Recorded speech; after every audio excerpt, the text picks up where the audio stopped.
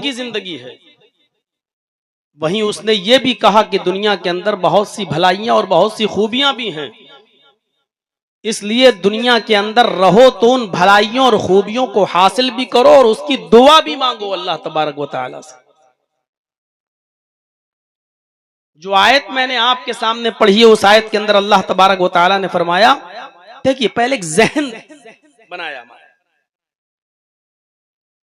کہ کوئی چیز دور سے بڑی خوبصورت لگتی ہے یا ہماری عقل اور نظر میں بہت اچھی ہوتی ہے، لیکن جب ہم قریب میں جا کر جھانکتے ہیں اور دیکھتے ہیں تو وہ چیز ہمیں بہت ہی بری اور غلط نظر آتی ہے، اور پھر جب ہم اس غلطی کو دیکھتے ہیں تو شرمندہ ہوتے ہیں۔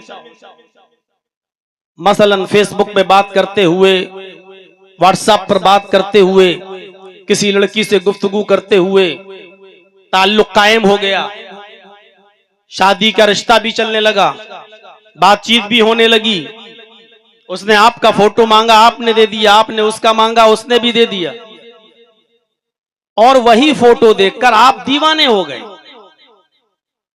رشتہ بھیج دیا، شادی ہوئی، شادی کے بعد آپ اپنی بیوی کو دیکھ رہے ہیں کہ فوٹو میں ہمیں جو چیز دکھائی دی یہ ویسی تو نہیں ہے، قریب سے دیکھ رہا ہوں تو یہ تو بہت ہی زیادہ۔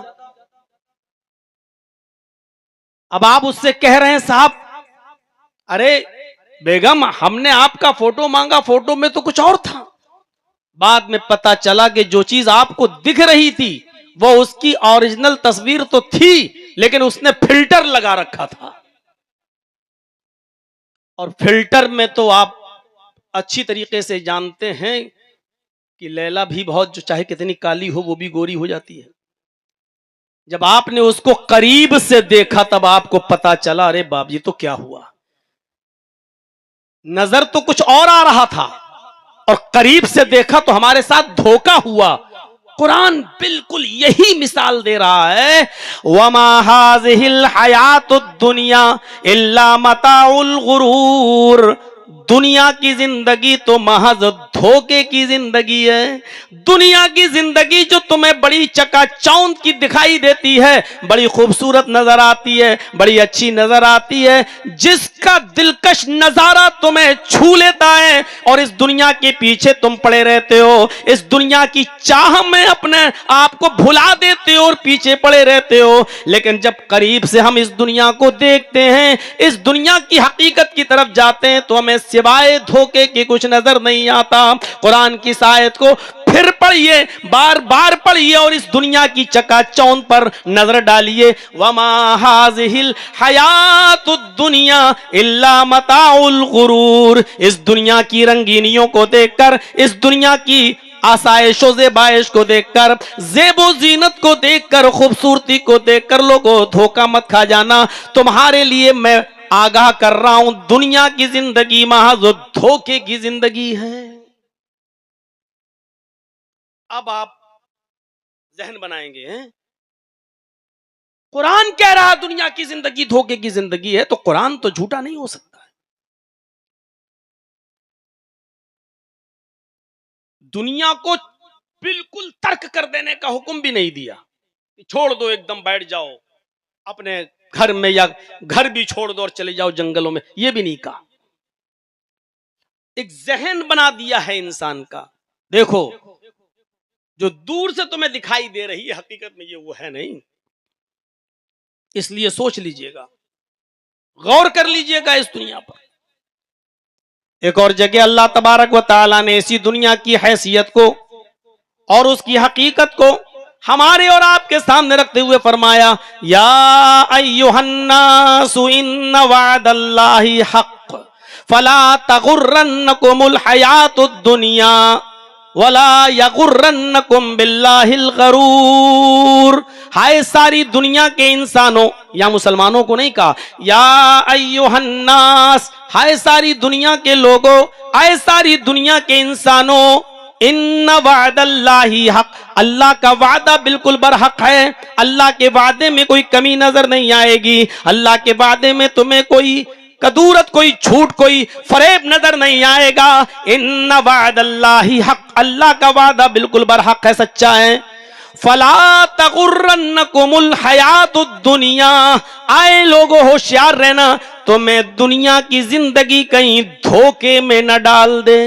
فلا تغرنکم الحیات الدنیا، تمہیں دنیا کی زندگی کہیں دھوکے میں نہ ڈال دے۔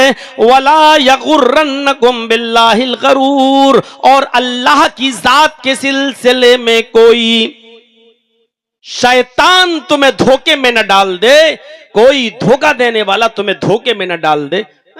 اللہ ہے ہی نہیں، اللہ ہوتا تو دکھائی نہیں دیتا، سب کچھ ہو رہا ہے، اتنا ظلم ہو رہا ہے، اتنے ستم ہو رہے ہیں ہمارے اوپر، آخر اللہ ہوتا تو مظلوم کی مدد نہیں کرتا؟ کہیں ایسا نہ ہو کہ کوئی دھوکہ دینے والی ذات یعنی شیطان کہیں اللہ کے سلسلے میں تمہیں دھوکے میں ڈال دے۔ غور کرو قرآن کی اس آیت پر، پہلے ساری دنیا کے انسانوں سے کہا کہ اللہ کا وعدہ برحق ہے، اور اللہ سے زیادہ سچا کون ہو سکتا ہے؟ اللہ کا وعدہ برحق ہے۔ اس کے بعد آگاہ کر دیا فلا تغرنکم الحیات الدنیا، دنیا کی زندگی کو جو تم دیکھ رہے ہو اور جس کے پیچھے تم پڑے ہو، جو بہت خوبصورت تمہیں نظر آ رہی ہے، اس کی خوبصورتی، اس کے حسن و جمال تمہیں کہیں دھوکے میں نہ ڈال دے، اس کا کی زیب و زینت تمہیں دھوکے میں نہ ڈال دے۔ ایک تو یہ ہے کہ اس دنیا کو دیکھ کر تم دھوکے میں آ جاؤ، اور پھر اگر دھوکے میں آ گئے تو کہیں ایسا نہ ہو کہ پھر اللہ کی ذات کے سلسلے میں ہی کوئی تم کو دھوکے میں ڈال دے۔ شیطان تو ہر وقت پیچھے پڑا ہوا ہے، وہی ہے جو اللہ کی ذات کے سلسلے میں تمہیں دھوکے میں ڈال سکتا ہے۔ تو دور سے جو چیز نظر آئے وہ ہر چمکتی ہوئی چیز سونا نہیں ہوتی ہے۔ آپ بمبئی جاتے ہوں گے، گئے ہوں گے، دور سے بمبے کے سمندر پر نظر ڈالیے گا تو بمبئی کے سمندر کے ارد گرد جو ریت اور بالو پڑی ہوتی ہے، دور سے دیکھیں گے تو وہ بھی پانی نظر آتی ہے، پانی، وہ بالو بھی آپ کو پانی، آپ دور سے دیکھیں گے تو وہ بھی آپ کو سمندر کا ایک حصہ نظر آئے گا۔ جب آپ قریب جائیں گے تب پتا چلتا ہے یہ تو بالو ہے، پانی نہیں ہے۔ جتنا آپ قریب جاتے جا رہے ہیں وہ بالو نظر آتی جا رہی ہے۔ تو میرے بھائیو، جس طریقے سے آپ کو دور سے جو چیز پانی دکھائی دے رہی ہے، قریب جانے کے بعد آپ کو پتا چلا کہ میری نظریں دھوکا کھا گئیں، یہ پانی نہیں تھا، یہ تو بالو ہے، یہ تو ریت ہے۔ اسی طریقے سے دنیا کی زندگی انسان کو دھوکے میں نہ ڈال دے، اور دنیا کی چمک، دمک، رونق اور اس کا حسن و جمال انسان کو کہیں دھوکے میں نہ ڈال دے۔ جب اس کی حقیقت آپ تلاش کرو گے تو اس دنیا سے آپ نفرت کرنے لگو گے۔ یہ چیز ارے ایسی ہے، یہ ہے دنیا کی حقیقت۔ اور ایک جگہ تو اللہ تبارک و تعالیٰ نے دنیا کی زندگی کو محض کھیل اور تماشا کہا ہے۔ وَمَا الْحَيَاةُ الدُّنْيَا إِلَّا لَعِبٌ وَلَهْوٌ، دنیا کی زندگی تو محض کھیل ہے، لہو و لعب ہے۔ کھیل کیا ہے؟ ہم سے زیادہ تو آپ اچھی طریقے سے کھیل کے بارے میں جانتے ہیں۔ دیکھا 2020 کھیل، T20 بس دیکھا اور تھوڑی دیر چلا، فائنل ہوا اور ختم، آپ اپنے گھر وہ اپنے گھر۔ جس طریقے سے اس کھیل کو دوام نہیں ہے، تھوڑی دیر ہوا اور ختم، آپ اپنے گھر، کھیلنے والے اپنے گھر، جس طریقے سے اس کھیل کو دوام نہیں ہے اسی طریقے سے دنیا کو بھی دوام نہیں ہے، دنیا کو بھی ہمیشگی نہیں ہے۔ اس دنیا میں آئے ہو تو جانا ہی پڑے گا، اس لیے فرمایا دنیا کی زندگی تو محض کھیل اور تماشا ہے۔ جس طریقے سے کوئی مداری آتا ہے اور اس نے اپنے بندر کو نچایا یا کوئی کھیل دکھایا اور تھوڑی دیر کے بعد کٹورا لے کر یا گمچھا لے کر آپ کے پاس آیا، 2-4-5 روپے کی بھیک آپ سے مانگی، تماشا دیکھا آپ نے، تماشا بین، تماشا دیکھنے والا اور تماشا دکھانے والا دونوں اپنے اپنے گھر گئے۔ جس طریقے سے اس تماشے کو کوئی دوام نہیں ہے، کھیل کو کوئی دوام نہیں ہے، اسی طریقے سے اس دنیا کو بھی دوام نہیں ہے۔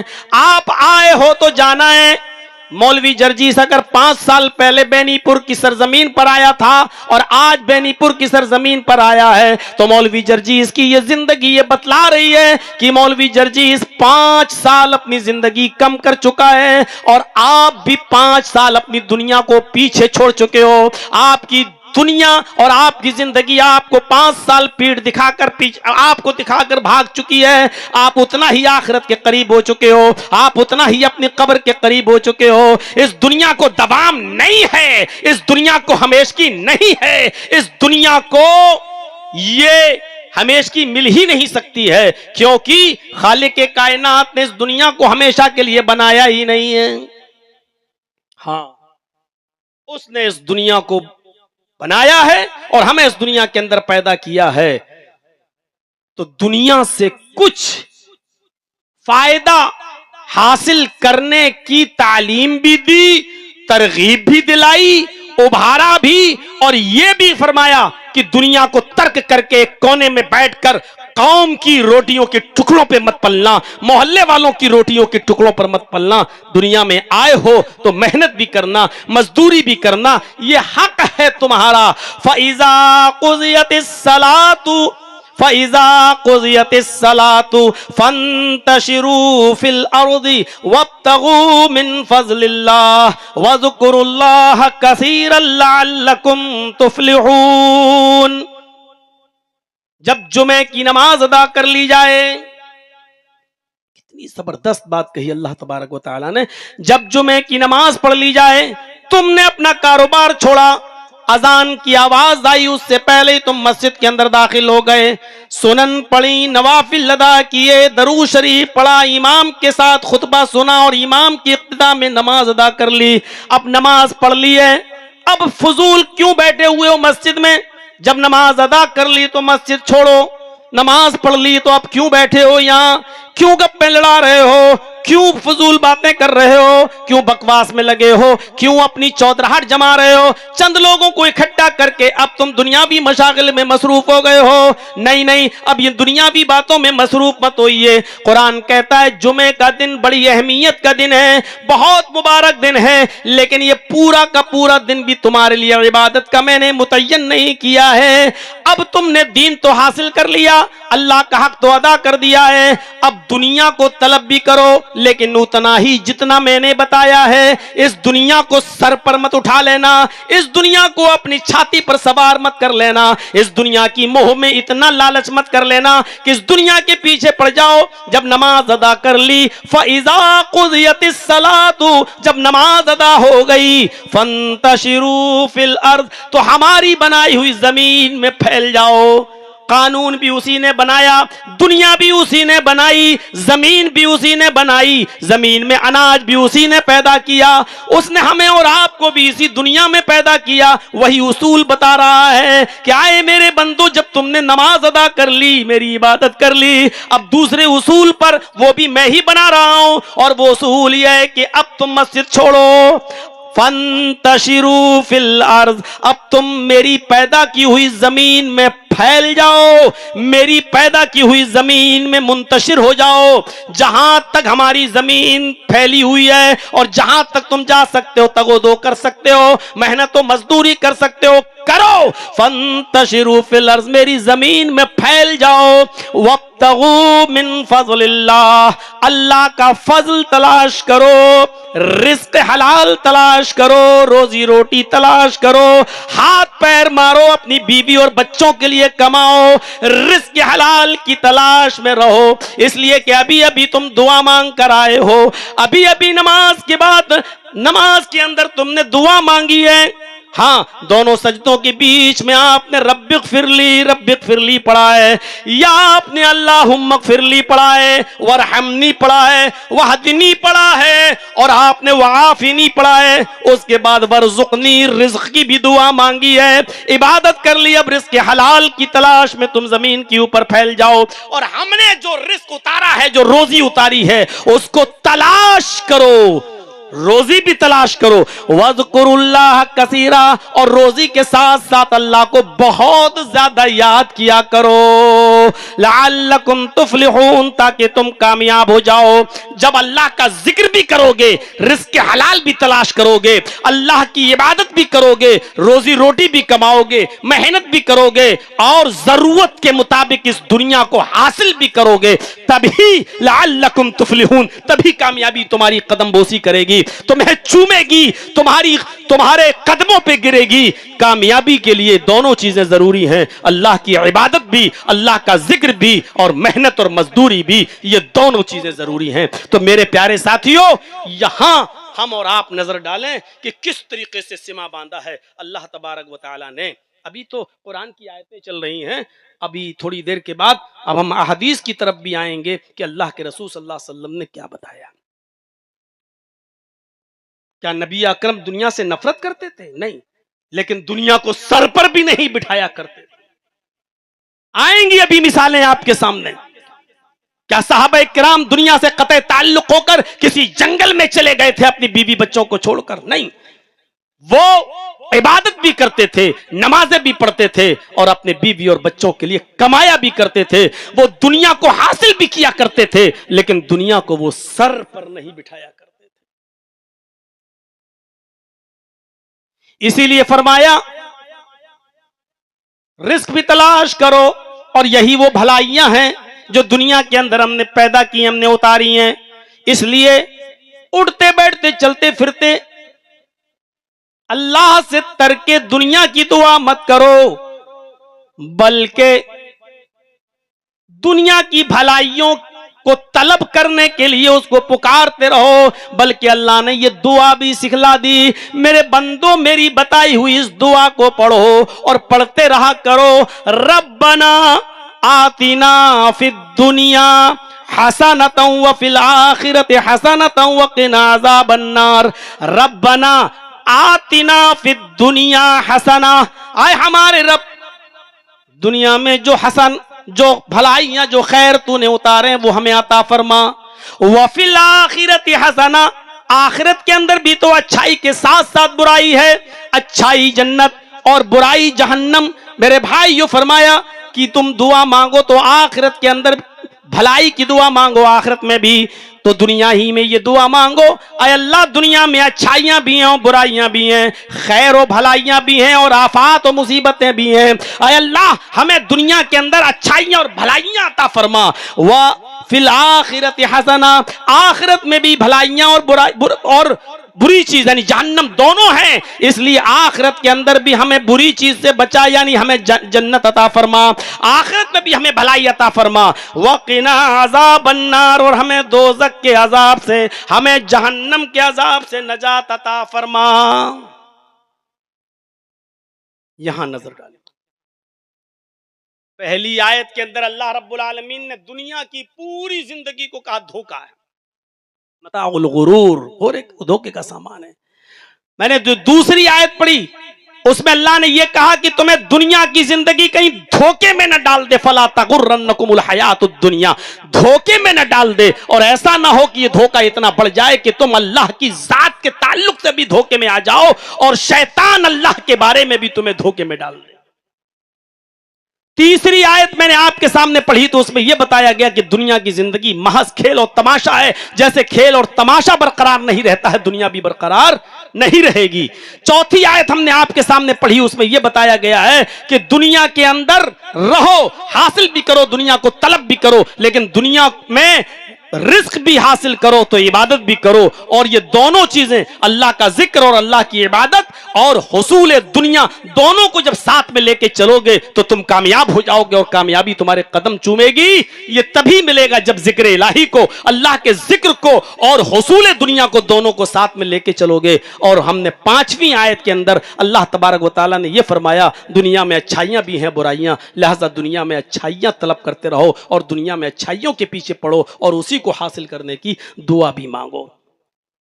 लेकिन दुनिया को तलब तो करो, लेकिन दुनिया को महबूब मत बनाओ। अब गौर से सुनिएगा, इस बात को समझ लीजिएगा, दुनिया को चाहो तो जरूरत के तहत, लेकिन दुनिया को महबूब मत बनाओ, क्योंकि महबूब एक ही होता है, महबूब 10 नहीं होते हैं। اس کو کہتے ہیں چھچور پنا، اس کو کہتے ہیں عیاری و مکاری و عیاشی کے سمادھان اور راستے۔ محبوب صرف ایک ہوتا ہے، اور آپ کو یاد ہوگا بخاری شریف کی حدیث کے مطابق اللہ کے نبی جناب محمد رسول اللہ صلی اللہ علیہ وسلم نے حضرت ابو بکر صدیق کے تعلق سے کیا فرمایا تھا؟ وہ حدیث اٹھائیے، اللہ کے نبی جناب محمد رسول اللہ صلی اللہ علیہ وسلم فرمایا کرتے تھے، اور آپ نے فرمایا لو کنت متخذا خلیلا لاتخذت ابا بکر خلیلا، اگر میں دنیا میں کسی کو خلیل بناتا، محبوب، اگر میں دنیا میں کسی کو خلیل بناتا، محبوب بناتا، تو میں کس کو بناتا؟ نبی اکرم جناب محمد رسول اللہ صلی اللہ علیہ وسلم نے فرمایا لاتخذت ابا بکر خلیلا، تو میں ابو بکر کو خلیل بناتا، ابو بکر کو محبوب بناتا۔ یہ خلیل کا لفظ بھی بڑا عجیب ہے، لوگ سمجھتے ہیں خلیل کا مطلب دوست ہے، لیکن نہیں، خلیل یہ خلال سے مشتق ہے۔ کہتے نہیں خلال کر لیا، یہ خلال کیا ہوتا ہے؟ کبھی کبھی آپ نے اچھی خاصی دعوت کھائی ہو، مولویوں والی دعوت، اچھی خاصی دعوت کھائی ہو، چکن مٹن سب کچھ رہا ہو، تو آپ خلال پر نظر ضرور ڈالتے ہیں، کیونکہ اس وقت آدمی بڑی بد احتیاطی سے کھاتا ہے، کیونکہ وہ اپنے باپ کا مال تو ہوتا نہیں ہے، اس لیے بڑی بد احتیاطی سے کھاتا ہے، تو دانت میں کچھ نہ کچھ پھنس ہی جاتا ہے، ویسے گھر میں بھی پھنس جاتا ہے، یہ نہیں کہہ رہے ہیں، جب پھنس جاتا ہے تو خلال مانگتا ہے، کیونکہ وہ چیز جو پھنس گئی ہے وہ اب آسانی سے نہیں نکل رہی ہے، اب لاؤ خلال۔ کبھی کبھی وہ خلال لکڑی والا ہے تو وہ بھی ٹوٹ جاتا ہے، لیکن ریشہ نہیں نکلتا، یعنی اتنی عجیب، جو اتنا مضبوطی سے پھنس جائے، جو آسانی سے نہ نکلے، تب خلال کی ضرورت پڑتی ہے۔ گلے میں کوئی چیز کھاتے کھاتے پھنس گئی، اب نہ باہر آ رہی ہے نہ اندر، اب آپ اندر انگلی ڈالنا ہے، پھنسی ہوئی چیز یا تو باہر ہی آ جائے یا اندر ہی چلی جائے، یہ ہے خلال، یعنی کوئی چیز پھنس جائے جو آسانی سے نہ نکل سکے، کسی کے بھی کھینچنے سے نہ کھینچے، کسی کے بھی نکالنے سے نہ نکلے، ایسی چیز کو کہتے ہیں خلت، اور اسی سے بنا ہے خلیل۔ آئے ابو بکر، اللہ نے مجھے خلیل بنا لیا ہے، اگر اللہ نے مجھے خلیل نہ بنایا ہوتا تو ایسی مضبوط دوستی، ایسی مضبوط محبت میں تم سے کرتا۔ لو کنت متخذا خلیلا لاتخذت ابا بکر خلیلا، اگر مجھے اللہ نے خلیل نہ بنایا ہوتا تو پھر میں آپ کو، ابو بکر کو اپنا خلیل بناتا۔ میرے بھائیوں، وہ ابو بکر جن کے بارے میں اللہ کے نبی صلی اللہ علیہ وسلم نے فرمایا کہ میں نے سب کا احسان ادا کر دیا لیکن ابو بکر کا احسان ادا نہیں کیا۔ آپ نے فرمایا جن کے بارے میں کہ ابو بکر صدیق جنتی، آپ نے جنت میں جانے کا سرٹیفکیٹ ان کو دیا، وہ ابو بکر صدیق کہ جن کے بارے میں مرض الموت میں اللہ کے نبی نے اشارہ کیا کہ ابو بکر کو مصلی امامت پہ کھڑا کر دو، یہ نماز پڑھائیں۔ حضرت عائشہ نے کہا ان کا دل کمزور ہے، آپ کی زندگی میں آپ کے مصلی پر کھڑا نہیں ہو سکتے، عمر فاروق کو کھڑا کر دو۔ تو حضرت محمد رسول اللہ کی زبان سے نکلا اب اللہ و رسولہ، اللہ نے بھی انکار کر دیا اور اس کا رسول بھی انکار کر رہا ہے۔ میری زندگی میں، میری حیات میں اگر میرے مصلی پر کوئی کھڑا ہو سکتا ہے تو وہ صرف حضرت ابو بکر کھڑے ہو سکتے ہیں۔ ذرا تصور کرو، اتنا بڑا مقام، اتنا بڑا درجہ کہ آپ نے کہا میں قبر سے اٹھوں گا تو ابو بکر میرے ساتھ ہوں گے، میں گیا ابو بکر میرے ساتھ تھے، میں کسی کے گھر میں داخل ہوا تو ابو بکر میرے ساتھ تھے، میں نکلا تو ابو بکر میرے ساتھ تھے، میں قبر سے اٹھوں گا تو ابو بکر میرے ساتھ ہوں گے، میں جنت میں داخل ہوں گا تو ابو بکر میرے ساتھ ہوں گے، میں جنت میں میدان محشر میں حوض کوثر پہ پانی پلاؤں گا تو ابو بکر میرے ساتھ ہوں گے۔ اتنا گہرا تعلق ہونے کے باوجود کیا کہہ رہے ہیں؟ محبوب صرف اللہ ہی ہے، اگر مجھے اللہ نے محبوب نہ بنایا ہوتا، اللہ نے خلیل نہ بنایا ہوتا تو میں اے ابو بکر تم کو خلیل بناتا۔ یعنی محبوب ایک ہی ہوتا ہے جو اللہ مجھے بنا چکا ہے، میں اللہ کو بنا چکا ہوں، اس لیے اب دوسرے کا سوال ہی نہیں ہوتا۔ بس یہی معاملہ دنیا کا بھی ہے، دنیا کو چاہو، اور دنیا اور آخرت یہ دو ہی چیزیں ہیں، اب اس میں ایک چیز کو آپ کو محبوب بنانا ہے. اب آپ دنیا کو محبوب بنائیں گے یا آخرت کو؟ عقل سے کام لے لو اور اپنی عقل کو دوڑاؤ، کیونکہ محبوب ایک ہی ہوتا ہے. اگر آپ نے دنیا کو محبوب بنا لیا تو سمجھ لو بہت بڑے نقصان میں ہو، اور اگر آپ نے آخرت کو محبوب بنایا ہے تو دنیا پھر محبوب نہیں بن سکتی ہے. جیسے خلیل محبوب ایک ہی ہو سکتا ہے، دو نہیں، اسی طریقے سے دنیا اور آخرت میں محبوب ایک ہی ہو سکتا ہے، دو نہیں. اگر ہماری نظر میں آخرت محبوب ہے تو دنیا کو صرف کھیل و تماشا سمجھو، دنیا کو صرف ضرورت کے تحت استعمال کرو، دنیا کو صرف وقت ضرورت استعمال کرو، ہر وقت نہیں. بہت اچھی طریقے سے آپ نے سمجھ لیا ہوگا کہ ہم کو کس کو محبوب بنانا ہے. اس لیے نبی اکرم صلی اللہ علیہ وسلم نے فرمایا مسلمانوں کے لیے، مومنوں کے لیے، اور لفظ مومن موجود ہے اس حدیث کے اندر، مسلم شریف کی حدیث ہے، وہ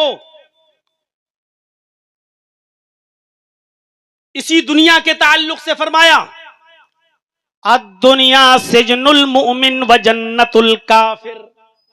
دو لفظ اور اس میں سب کچھ کہہ دیا. الدنیا سجن المومن، مومن کے لیے دنیا قید خانہ ہے، جیل خانہ، قید خانہ. جو لوگ جیلوں کا سفر اور دورہ کر چکے ہیں ان کو اچھی طریقے سے معلوم ہے، ہم بھی ان میں شامل ہیں.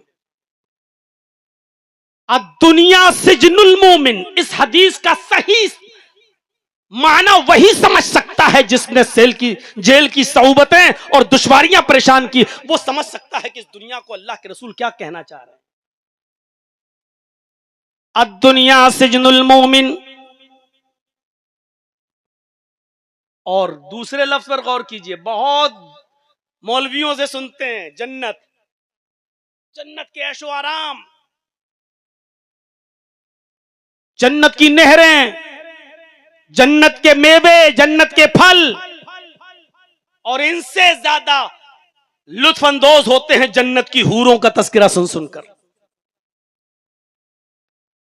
ہمارے ذہن میں بیٹھی ہوئی ہے، اور جنت کی نعمتوں کا اصل تصور تو ہمارا دماغ کر ہی نہیں سکتا. ہمارے پاس اتنا دماغ ہے ہی نہیں کہ جنت کی نعمتوں کا صحیح تصور کر سکے. ہماری آنکھوں میں وہ طاقت ہے ہی نہیں جو جنت کی نعمتیں دیکھ سکے. فرمایا جنت میں ایسی نعمتیں ہوں گی تمہاری آنکھوں نے دیکھا نہیں ہوگا، تمہارے کانوں نے سنا نہیں ہوگا، تمہارے دماغوں ذہنوں میں ان نعمتوں کا کبھی تصور بھی نہیں گیا ہوگا. انسان کے چھوٹا سا دماغ، انسان کی محدود نظر، انسان کے محدود کانوں کی سماعت جنت کی نعمتوں کے بارے میں نہ تو سن سکتی ہے، نہ احساس کر سکتی ہے، نہ دماغ میں سوچ سکتی ہے. بس تھوڑا سا سن لو، نہریں ایسی ہوں گی، پانی ایسا ہوگا، اتنا میٹھا ہوگا، اتنی بڑی جنت ہوگی کہ ایک معمولی جنتی انسان کو جس نے سب سے کم نیکیاں کی ہوں گی اور جنت مل گئی ہوگی تو اس کو بھی اتنی جگہ ملے گی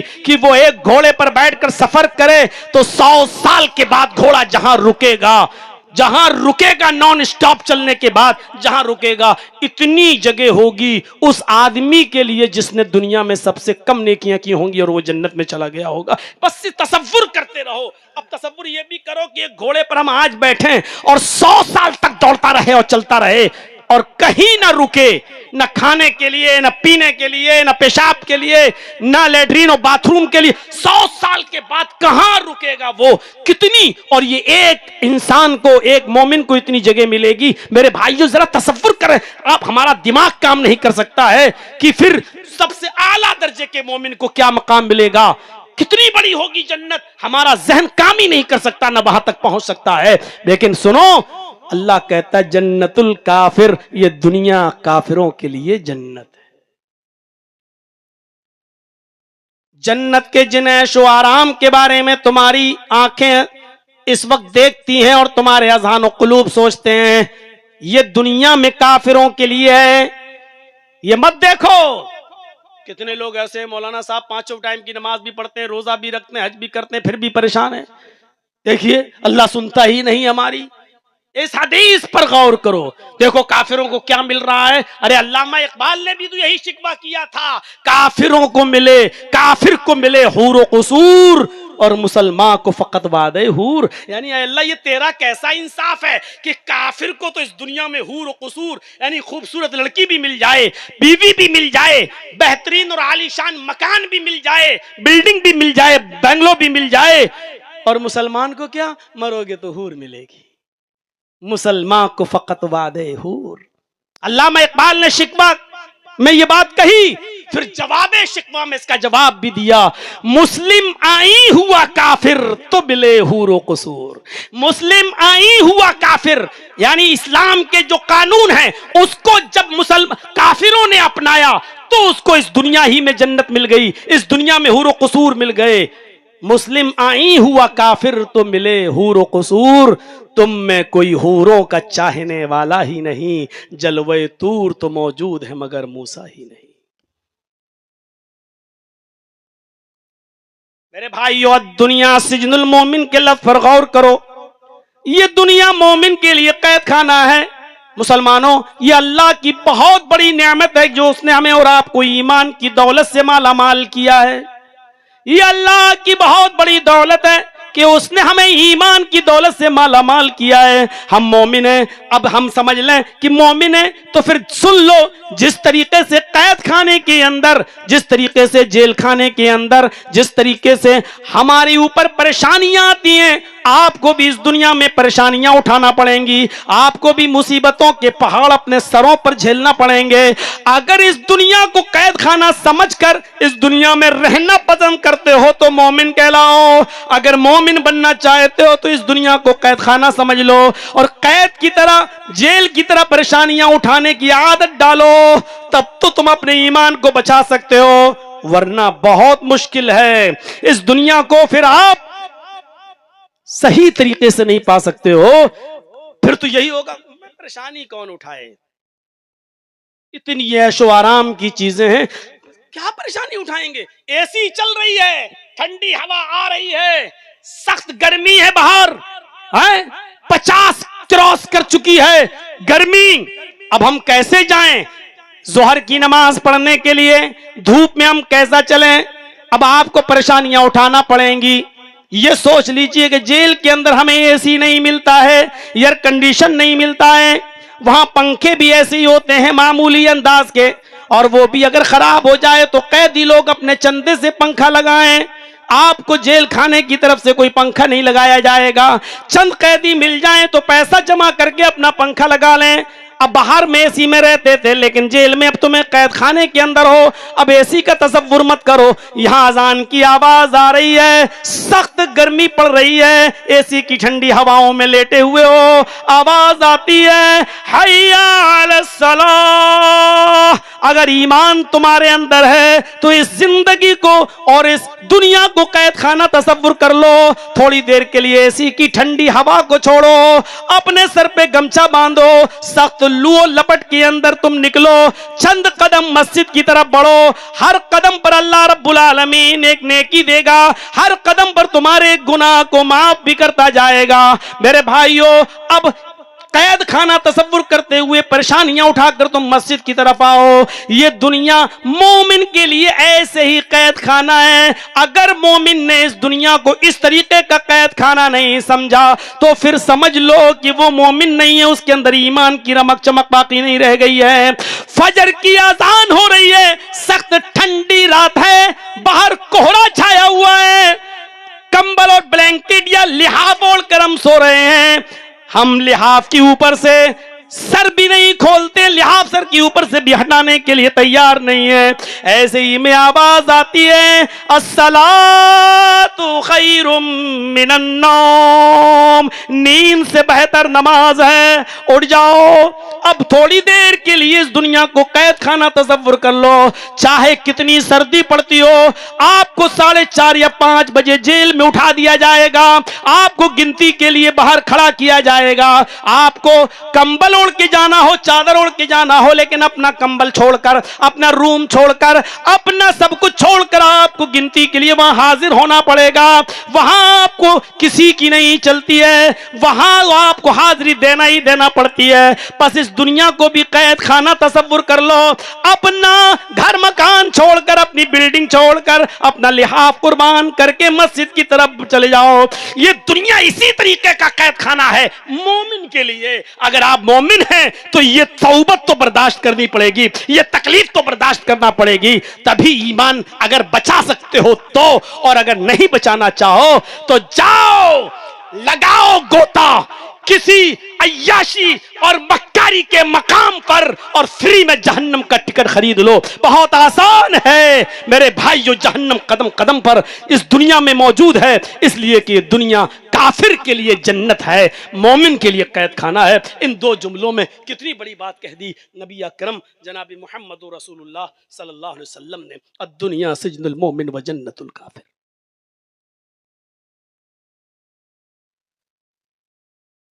دو چیزوں کے بارے میں بتایا جو بڑی کمزور ہے. بخاری شریف کی حدیث ہے یہ.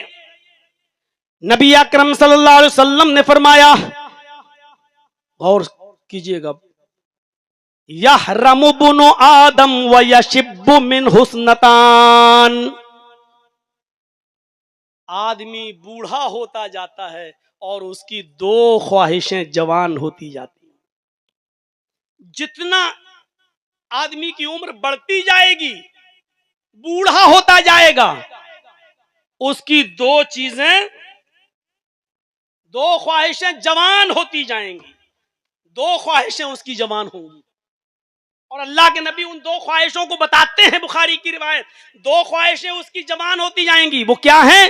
پہلی چیز، یحرم ابن آدم، آدمی بوڑھا، جتنی اس کی عمر بڑھتی جائے گی وہ بوڑھا ہوتا جائے گا، اس میں کیا شک ہے. اور بوڑھا ہونے کا مطلب سمجھ رہے ہو؟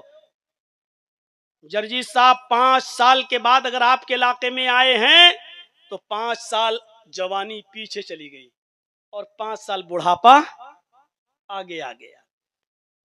یحرم ابن آدم، ابن آدم بوڑھا ہوتا جاتا ہے. آدم کا بیٹا انسان بوڑھا ہوتا جاتا ہے.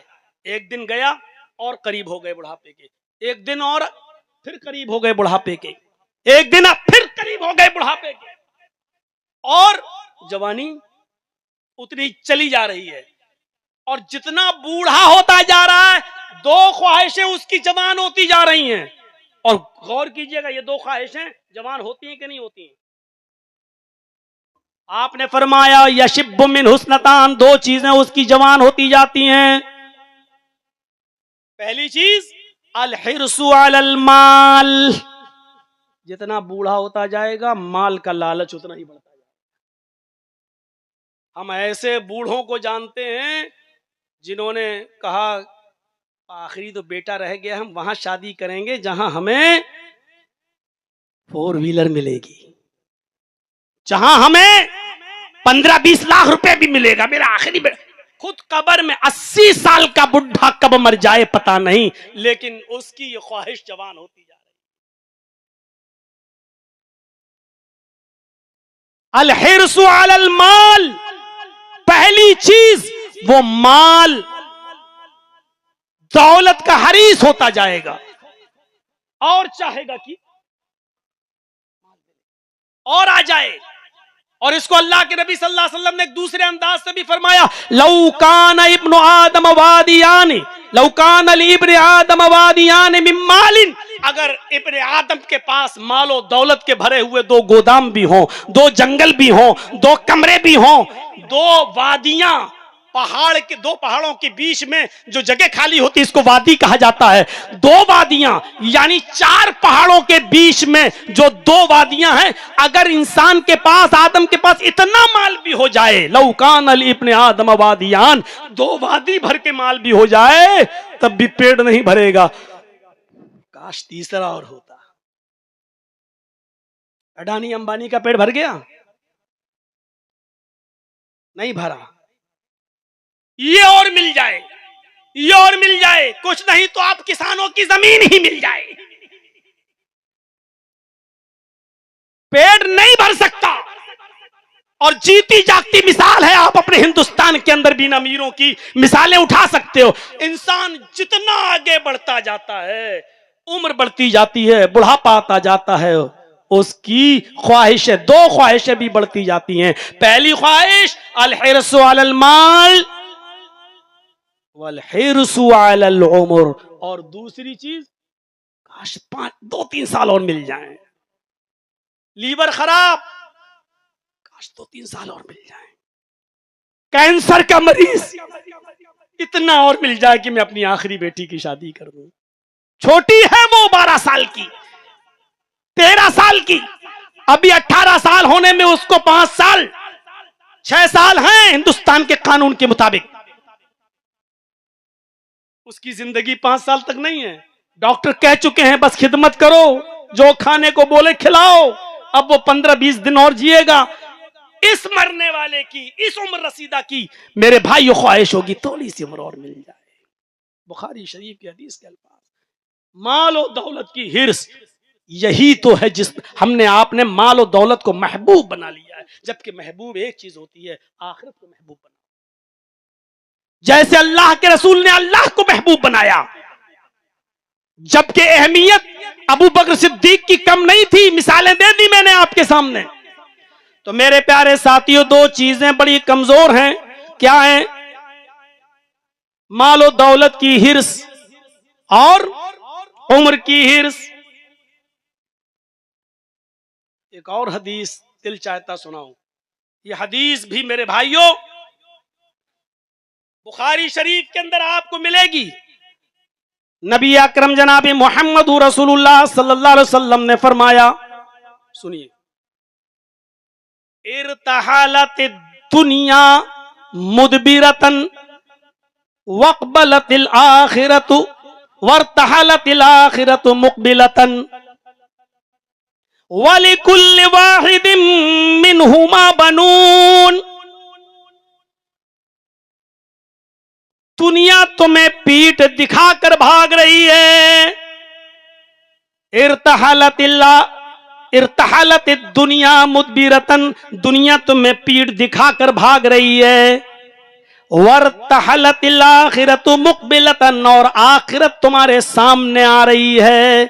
دنیا پیچھے چھوڑ رہی ہے اور آخرت سامنے آ رہی ہے، اور آپ پیچھے، جو آپ کو پیچھے چھوڑ رہی ہے اس کے پیچھے بھاگ رہے ہو.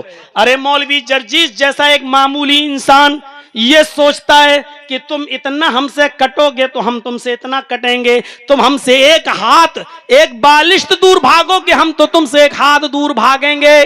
تم ہمیں پیٹ دکھاؤ گے تو ہم تو تمہاری شکل تک دیکھنا گوارا نہیں کریں گے. ایک معمولی انسان کے اندر بھی اتنی نزاکت ہوتی ہے کہ وہ یہ سوچتا ہے کہ تو ہمیں پیٹ دکھا رہا ہے، تو ہم سے بات کرنے کے لیے تیار نہیں، تو میں تیرے منہ کیوں لگوں. میرے بھائیو ذرا غور کرو، دنیا پیٹ دکھا رہی ہے اور ہم اسی دنیا کے پیچھے پڑ رہے ہیں. دنیا ہمیں منہ لگانے کے لیے تیار نہیں اور ہم دنیا کے پیچھے پڑ رہے ہیں. فرمایا ارتحلت الدنیا مدبرتن، یہ دنیا پیٹ دکھا کر بھاگ رہی ہے. مولوی جرجیس کی پہلی تقریر 17 سال کی عمر میں مئو کے سونیا باڑے کے میدان میں ہوئی تھی. غور کیجئے آپ، جب 17 سال کی عمر میں مولوی جرجیس کی پہلی تقریر سونیا باڑے کے میدان میں ہوئی ہے، اس کے بعد پھر ہم آگے بڑھے اور آج 17 سال کے بعد سے لے کر اب کتنے سال کا عرصہ گزر چکا ہے. یہ دنیا مولوی جرجیس کو اتنے سال پیٹ دکھا کر بھاگ چکی ہے. جن لوگوں نے سونیا باڑے کی تقریر اتنے سال پہلے سنی تھی، آج ان کا حال کیا ہے؟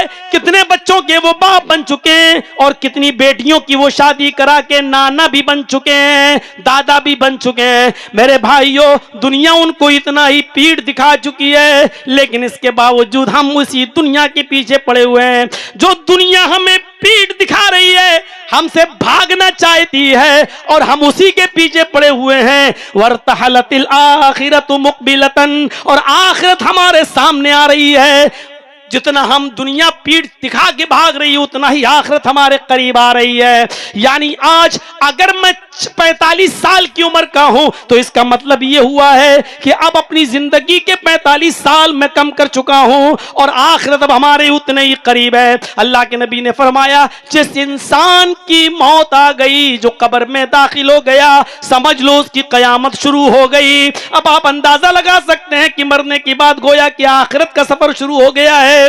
تو آخرت ہمارے قریب ہے, اور جو چیز ہمارے قریب ہے ہم اس کو نہیں دیکھ رہے ہیں, اور جو چیز پیٹھ دکھا کر بھاگ رہی ہے, پیچھے کی طرف ہم سے پیچھا چھڑا کے جا رہی ہے, اور ہم اسی کے دیوانے بنے ہوئے ہیں. اسی لیے اللہ کے نبی نے فرمایا پھر سے سنو, ارتحلت الدنیا مدبرتن, دنیا تمہیں پیٹھ دکھا کر بھاگ رہی ہے, ورتحلت الاخرت مقبلتن, اور آخرت تمہارے سامنے سینہ تان کرا رہی ہے.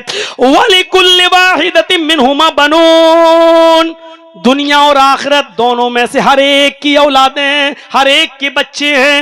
دنیا کی بھی اولادیں, آخرت کی بھی اولادیں, دنیا کے بھی بیٹے ہیں, آخرت کے بھی بیٹے ہیں, دنیا کے بھی بچے ہیں, آخرت کے بھی بچے ہیں. کونوا من ابناء الاخرہ ولا تکونوا من ابناء الدنیا, اللہ کے نبی فرماتے ہیں لوگو آخرت کے بیٹے بنو, دنیا کی اولاد مت بنو. آخرت کے بچے بنو, آخرت کے بیٹے بنو, دنیا کی اولاد میں شامل مت ہو جاؤ, دنیا کے بیٹا مت بنو. یعنی اولاد بھی دو قسم کی ہوتی ہے, ایک آوارہ نالائق اور ایک فرما بردار. ہر آدمی یہ چاہتا ہے کہ میری اولاد فرما بردار ہو, تو یہی تو کہا جائے گا فرما بردار بنو, نافرمان مت بنو. اسی طریقے سے اللہ کے نبی کہتے ہیں آخرت کی اولاد بنو کیونکہ وہ نیک ہے. ولا تکونوا من ابناء الدنیا, تم دنیا کے بیٹے مت بنو, دنیا کی اولاد مت بنو, اس لیے کہ یہ تمہیں ناکارہ بنا دے گی, یہ تمہیں عیاشی کے راستے پہ لے جائے گی, تمہارا سب کچھ بیڑا غرق کر دے گی. کیا بہترین مثال دے کر جناب محمد رسول اللہ صلی اللہ علیہ وسلم نے ہمیں اور آپ کو سمجھایا ہے. ہم غور کریں دنیا کی زندگی کی مثال پر. ابھی بتاتا ہوں کہ کتنی دنیا چاہیے ہمیں, دنیا کی مثال کیا ہے.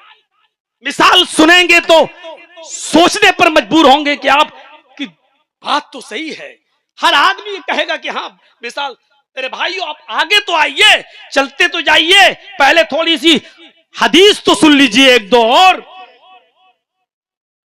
دو عظیم فتنوں سے بھی محمد رسول اللہ نے ہمیں روکا ہے, دو عظیم فتنوں سے بھی اللہ کے نبی نے ہمیں منع کیا ہے. ان عظیم فتنوں میں دنیا بھی ایک عظیم فتنہ ہے. مسلم شریف کی روایت, اللہ کے نبی فرماتے ہیں کہ ان الدنیا حلوۃ خضرۃ وان اللہ مستخلفکم فیہا. کیا بہترین مثال دی ہے. لوگوں یہ دنیا بڑی میٹھی ہے, لگتی ہے میٹھی. ابھی دیکھ لیجئے ہمارے لکھنؤ میں ٹاکیز میں فلم ہال پر ایک فلم لگی تھی چند دنوں کے لیے, استری ایسی نام ہے اس کا, استری ہے, استری 2. مسلمانوں ٹوپی والے لوگ جن سے ہمارے دعا سلام اٹھنا بیٹھنا جن کے ساتھ,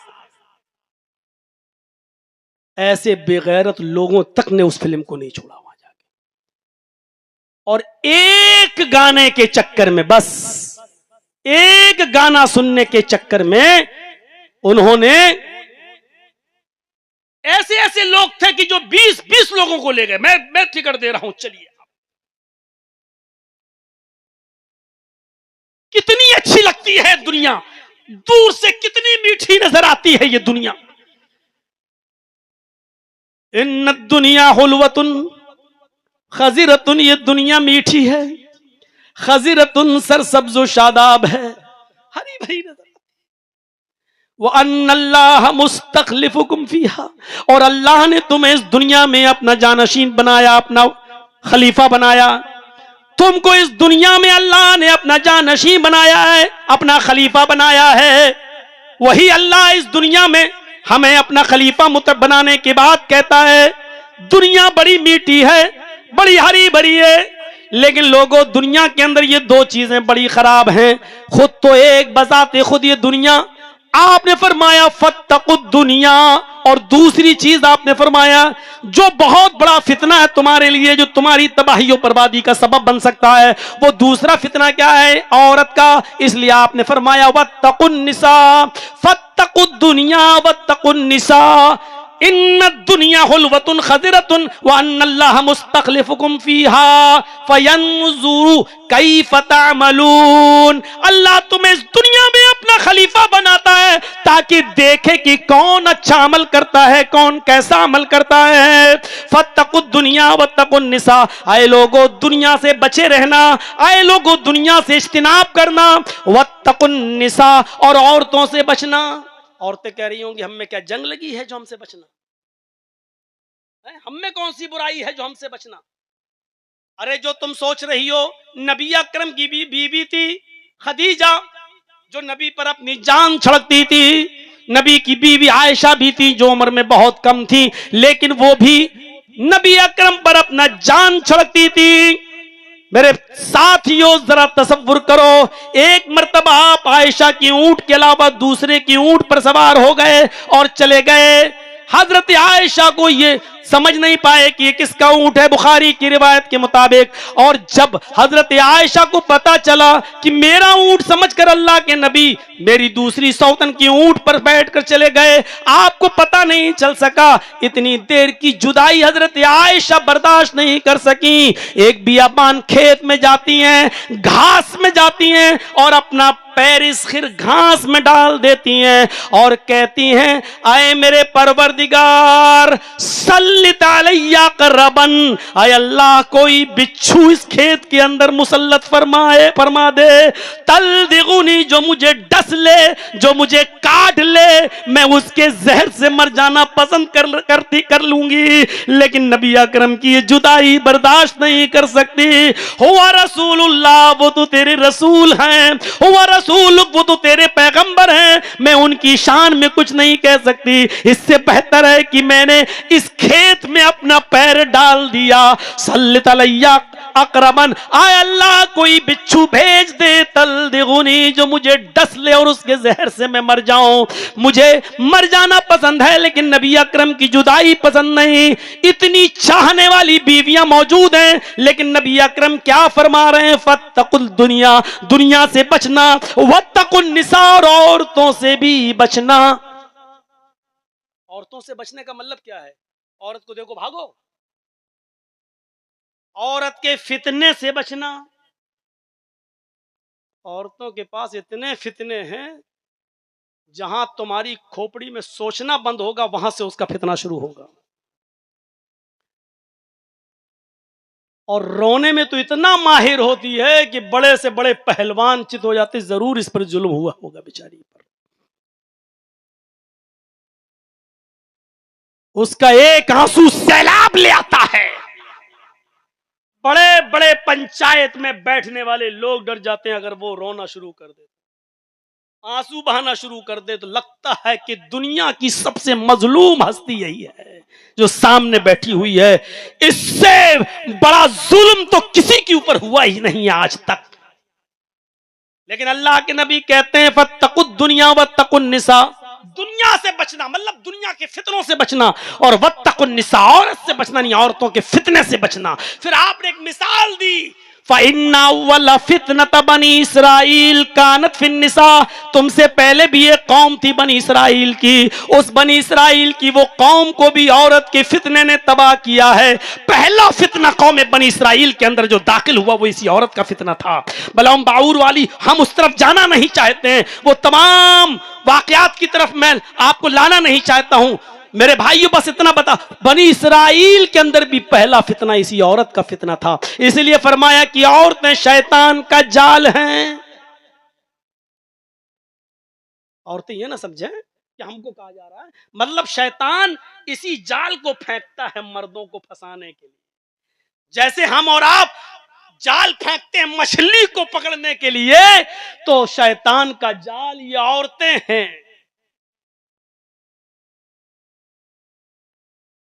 چھوٹے سے گانے نے کروڑ پتی نہیں کھرب پتی بنا دیا، اس کو برباد ہو گئے ہم اور آپ. لٹ گئے ہم اور آپ، تباہی کے دہانے پر پہنچ گئے ہم اور آپ. ایک آدمی 25 لوگوں کے ٹکٹ دلاتا، چلو ہم لے کے چل رہے ہیں اپنی. فاتقوا الدنیا واتقوا النساء فإن أول فتنة بنی اسرائیل كانت في النساء. پہلا فتنہ بنی اسرائیل کے اندر جو تھا وہ اسی عورت کو لے کے تھا. یہی دنیا کی محبت امت کے زوال کا سبب بنتی ہے. ابو داؤد کتاب الملاحم کے الفاظ پر غور کرو. یوشک الامم ان تدع علیکم کما تدع الکلۃ علی قصتها. دنیا کی ساری قومیں تمہارے اوپر پل پڑیں گی جیسے بھوکے لوگ دسترخوان کے اوپر پل پڑتے ہیں. دنیا کی ساری قومیں تمہارے اوپر ٹوٹ پڑیں گی جیسے بھوکے لوگ دسترخوان کے اوپر ٹوٹ پڑتے ہیں. کیا مثال دی اللہ کے نبی جناب محمد رسول اللہ نے. دنیا کی ساری قومیں تمہارے اوپر ٹوٹ پڑیں گی جیسے بھوکے لوگ دسترخوان کے اوپر ٹوٹ پڑتے ہیں. کبھی کسی کے ہاں ولیمہ ہو شام کو تو بہت سے لوگ دوپہر میں کھانا نہیں کھاتے ہیں، اب شام ہی کو کھائیں گے، اور شام کو اتنا کھاتے ہیں کہ پھر صبح پتہ چلتا ہے کہ ہاسپٹل میں بھرتی ہیں، ڈائریا ہو گیا. بھوکے لوگ دسترخوان پر جیسے ٹوٹ پڑتے ہیں، اسی دنیا کی ساری قومیں تمہارے اوپر ٹوٹ پڑیں گی. اس کے وجہ کیا بتائی اللہ کے نبی نے؟ قال قائل یا رسول اللہ ومن قلت یومئذ نحن. کیا اس وقت ہم تعداد میں کم ہوں گے؟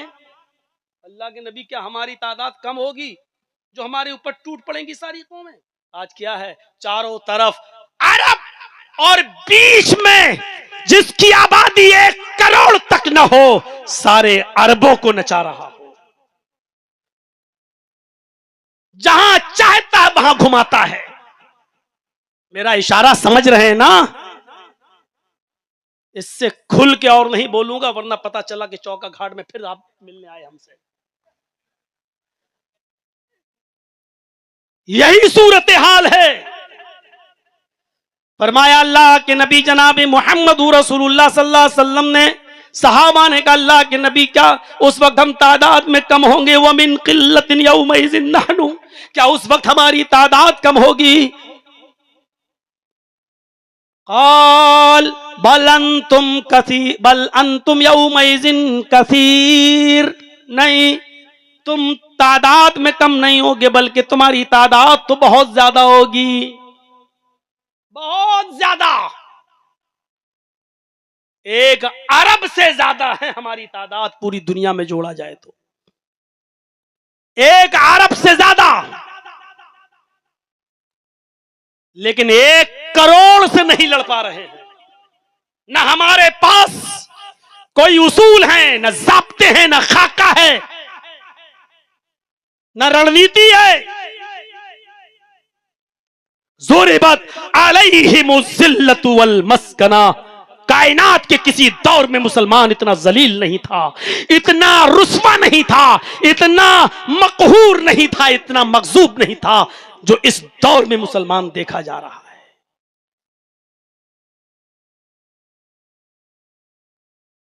اس وقت تعداد میں تم کم نہیں ہوگے، تمہاری تعداد بہت زیادہ ہوگی.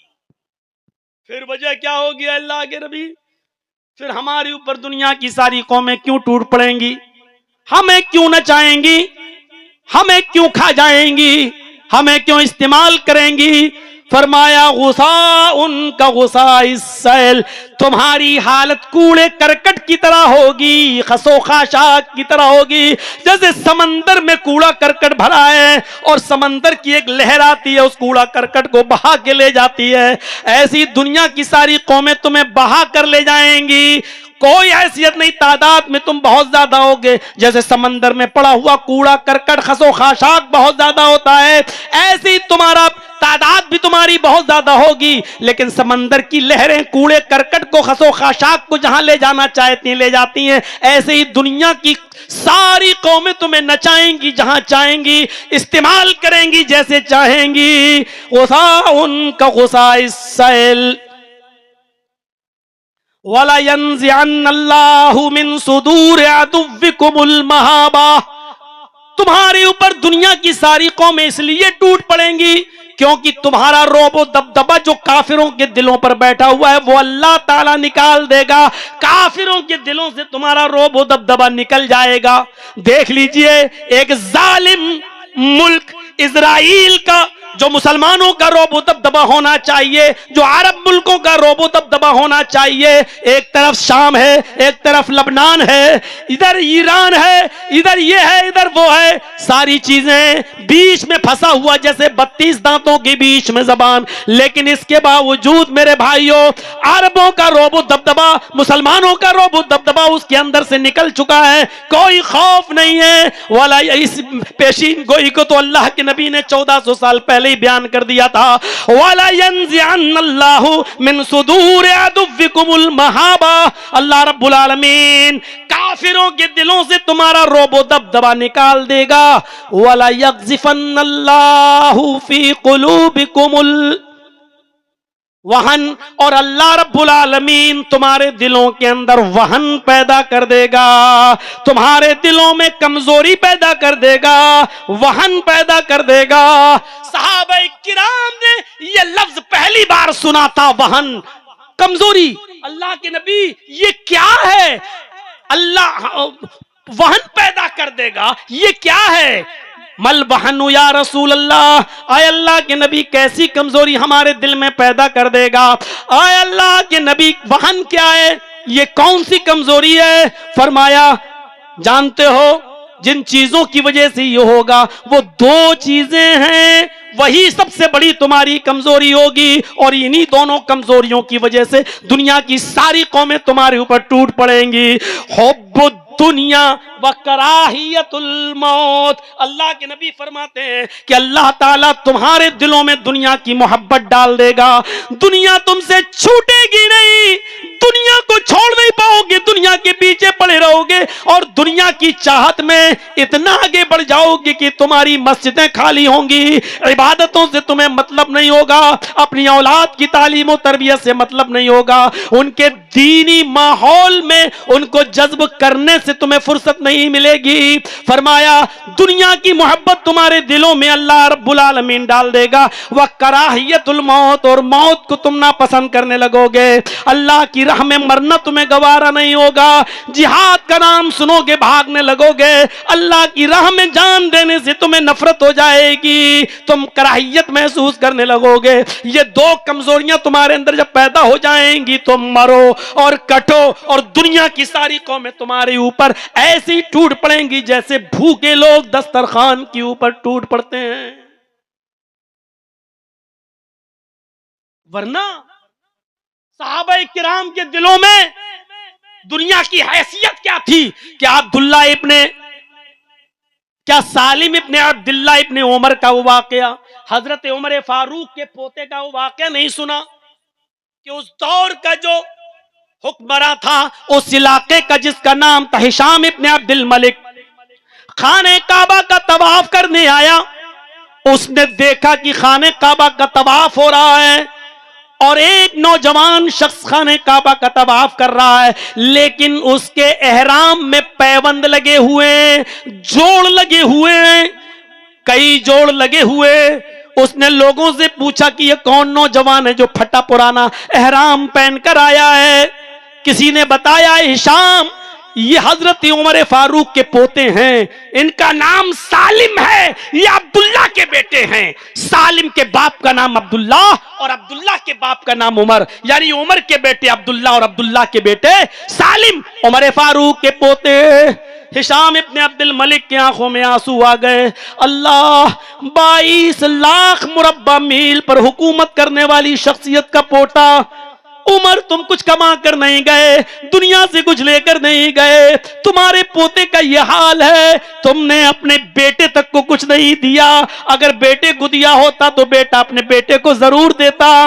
ہشام ابن عبد الملک نے طواف کے دوران عبداللہ ابن سالم سے ملاقات کی، کہا السلام علیکم. سالم ابن عبداللہ نے کہا وعلیکم السلام. کہا مجھے جانتے ہو؟ سالم ابن عبداللہ نے کہا اللہ کے بندے ہوں، میں بھی اللہ کا بندہ ہوں، تم بھی یہاں عبادت کے لیے آئے ہو، میں بھی یہاں ہوں، عمرے کی غرض سے آیا ہوں، طواف کی غرض سے آیا ہوں، اس سے زیادہ اور کیا جاننا ہے؟ پھر ایک طواف کا چکر پورا ہوا، ہشام ابن عبد الملک نے کہا کہ میں ہشام ہوں، اس علاقے کا حکمراں ہوں، خلیفہ ہوں۔ جواب دیا چلو الحمدللہ آج آپ سے ملاقات ہو گئی، ٹھیک ہے طواف کر لیا جائے۔ سالم ابن عبداللہ نے زیادہ لفٹ ہی نہیں دی۔ تیسرے چکر میں ہشام نے کہا سالم ابن عبداللہ تمہاری حالت دیکھ کر کچھ مدد کرنے کو دل کرتا ہے، بتاؤ تمہیں کس چیز کی ضرورت ہے؟ اگر کسی چیز کی ضرورت ہو تو لسٹ دے دینا، آپ کے گھر پہنچا دی جائیں گی۔ سالم ابن عبداللہ نے کیا جواب دیا؟ انی لا استحی من اللہ ان اسأل فی بیتی غیرہ۔ آئے ہشام شکریہ، آپ نے کہا جزاکم اللہ، اللہ آپ کو جزائے خیر دے، اللہ کے گھر میں مجھے شرم آتی ہے اللہ سے کہ اس کے گھر میں ہوتے ہوئے میں کسی غیر کے سامنے اپنا دامن پھیلاؤں، کسی غیر سے میں مدد مانگوں، کسی غیر سے اپنی حاجت اور اپنی مشکلیں اس کے سامنے رکھوں۔ انی لا استحی من اللہ ان اسأل فی بیتہ غیرہ، مجھے اللہ سے شرم آتی ہے اس کے گھر میں ہوتے ہوئے میں کسی غیر کے سامنے دامن پھیلاؤں۔ سالم ابن عبداللہ نے 7 چکر پورے لگائے، مقام ابراہیم کے پاس جا کر 2 رکعت نماز ادا کی۔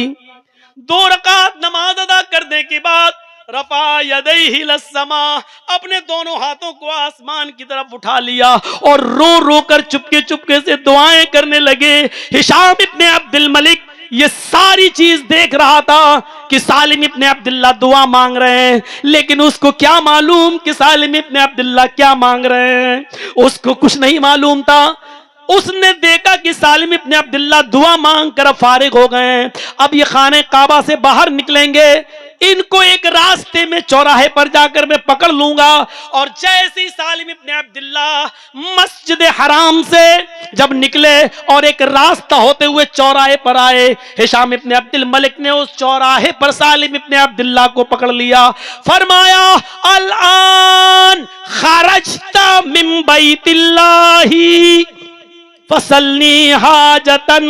آئے سالم ابن عبداللہ، اللہ کے گھر میں شرم آ رہی تھی کسی غیر کے سامنے ہاتھ پھیلانے سے، یہ تو اللہ کا گھر نہیں ہے، یہ تو بازار ہے، اب بتاؤ فصلنی حاجتن، کوئی ضرورت ہو تو پوری کروں، مانگو کیا مانگتے ہو؟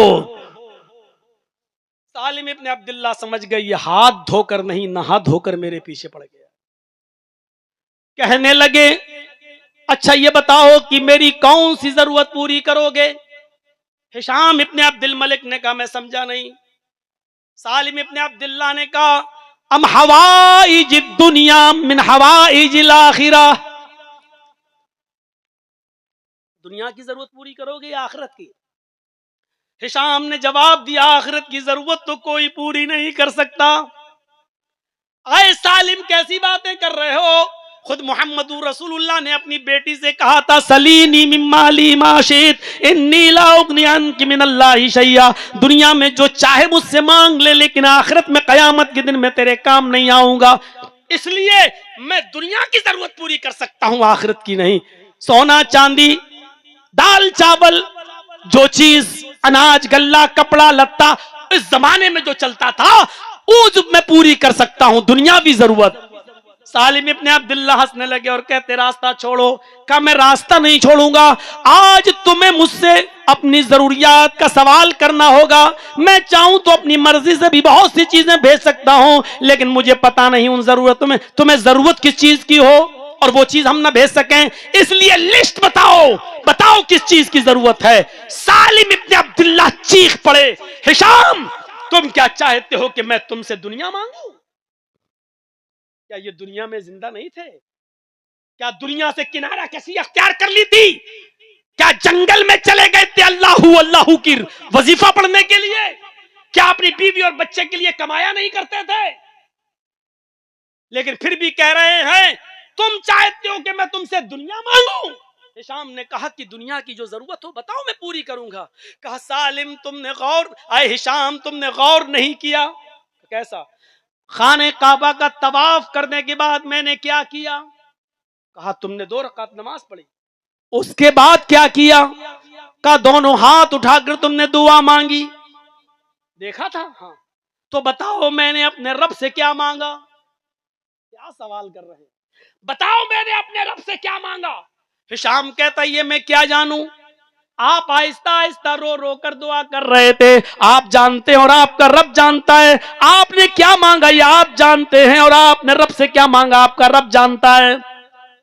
سالم ابن عبداللہ نے کہا ہاں یہ سچ ہے کہ میں نے اپنے رب سے کیا مانگا ہے یہ میں جانتا ہوں، میرا رب جانتا ہے، اور میں بتانا بھی نہیں چاہتا ہوں کہ میں نے اپنے رب سے کیا مانگا ہے، لیکن اتنا بتا دیتا ہوں. جملوں پہ غور کیجئے گا نوجوانوں، دنیا غور کیجئے گا، اے 50 ہزار کی ساڑیاں بنانے والوں، غور کیجئے گا اس دنیا کے پیچھے اپنی عبادتوں کو برباد کرنے والوں. سالم ابن عبداللہ نے جو جواب دیا کیا تھا؟